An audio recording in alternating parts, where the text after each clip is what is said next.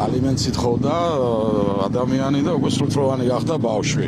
ეს არის ნათელი მაგალითი რა მდგომარეობაა ახლა სასამართლოში. პროცესები ისე ჭიანურდება, რომ ხშირ შემთხვევაში დავა აზრს კარგავს და მოდავე მხარე განაჩენის გამოტანის მომენტისთვის ცოცხალი აღარ არის. მე-7 წელია დავობთ რაღაც კონკრეტულ საკითხზე, ადმინისტრაციული დავა და გარდაიცვალა ადამიანი, რომელიც რაღაცას თხოვდა სახელმწიფოს და იმის მაგივრად უკვე მისი მემკვიდრე ჩადგა ადრე თუ რაღაც სამართლიან გადაწყვეტილებას ვითხოვთ, ახლა ზოგადად გადაწყვეტილებას ვითხოვთ. სასამართლოებში საქმეების განხილვის გაჭიანურება წლებია სისტემის ერთ-ერთი ძირითადი პრობლემაა. გაჭიანურებული საქმეების 40% შემთხვევაში ბრალი სასამართლოს მიუძღვის. ამას რამდენიმე მიზეზი აქვს. საქმეების გადადება ხდება ხშირად არასაპატიო მიზეზით ან და მიზეზის არარსებობის გამო. სხდომები იდება 2-3 თვით. ეს მაშინ, როდესაც მოქალაქე პროცესის ჩანიშვნას სულ მცირე 1 წელი მაინც ელოდება.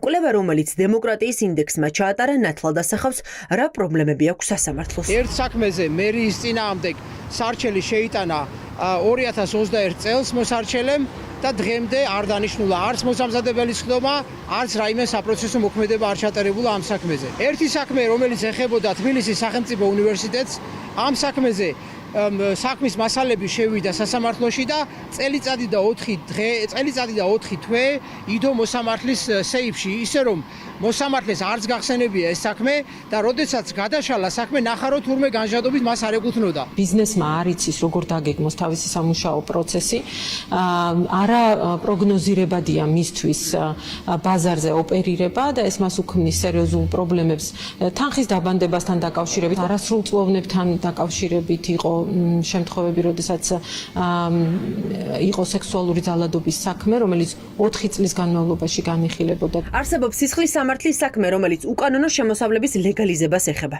კვლევით დადგინდა, რომ ამ საქმეზე 4-ჯერ შეიცვალა პროკურორი. თითო შეცვლის შემდეგ კი სხდომა 6 თვით გადაიდო. გაჭიანურებული საქმის გამო გადაწყვეტილება, რომ დროულად არ იქნა მიღებული და არ იქნა ახსულება დაწყებული, უკვე ის ქონება, რომელიც იყო უზრუნველყოფილი, სხვა კუთხით გაიყიდა აუქციონზე და ფაქტიურად მიღებული გადაწყვეტილება, ჩვენ სასარგებლოდ დასრულდა, მაგრამ საქმის ახსულება ვეღარ მოხდა, ზიანი დადგა იმ კუთხით, რომ ის მისაღები თანხა, რაც ზიანი იყო და რაზეც ჰქონდა ის თანხა რომ უნდა მიგვეღო, უზრუნველყოფის საგანი უკვე სხვა საქმეზე აუქციონზე გაიყიდა, ჩვენ ვეღარ მივიღეთ. ირკვევა, რომ სასამართლო სისტემაში არ არსებობს საქმეთა მართვის ერთიანი პოლიტიკა, რომლის მთავარი მიზანით საქმის გაჭიანურების თავიდან აცილება იქნება. კანონმდებლობა არ ითვალისწინებს საქმის დამაჩქარებელ ან დამაგვიანებელი განხილვის კომპენსაციის მექანიზმს, რაც იურისტების თქმით შეუსაბამოა ევროპის ადამიანის უფლებათა კონვენციასთან. ქონია ისეთი საქმეები, ისეთი შემთხვევები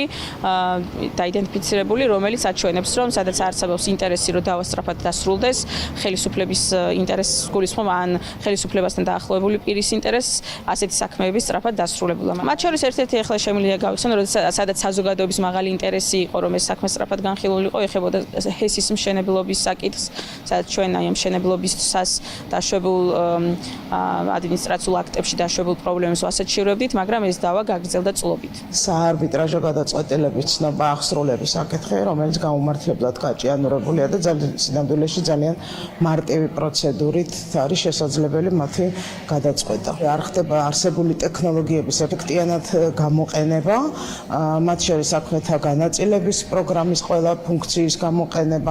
სასამართლო სისტემა ერთ დიდ ჩაკეტილ მექანიზმად იქცა, რომლის მუშაობის გაკონტროლება საკანონმდებლო დონეზეც შეუძლებელი ხდება.